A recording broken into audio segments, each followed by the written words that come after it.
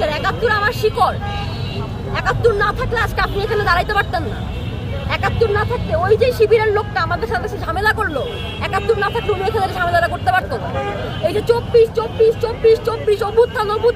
অভ্যুত্থান ৭১ ছাড়া এই অভ্যুত্থানের দাম কি? যারা ৭১-এর বিরোধী শক্তি তাদের কিভাবে বেকুসে খালাস দেওয়া? এই প্রশ্নের উত্তর তিনটা দিতেই আদালতের মাধ্যমে হয়েছে।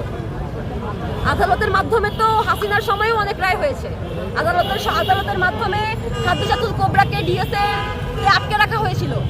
আদালতের মাধ্যমে মুশতাক জেলে পচে মারা যায়, জেলে নির্যাতিত হয়ে মারা যায়, এগুলো আমরা দেখেছি। এগুলো তো আদালতের ভিত্তিতেই হয়েছিল। আদালতে এমন অনেক রায় দিয়েছিল যেগুলো হাসিনার পক্ষে, হাসিনার জন্যে দিয়েছে। সবচেয়ে বড় উদাহরণ এটার। সুতরাং এই দেশে বিচার ব্যবস্থা সবসময় স্বাধীনভাবে কাজ করেছে, এইটা আশা করি আপনারা কেউ বিশ্বাস করেন না বা মনেও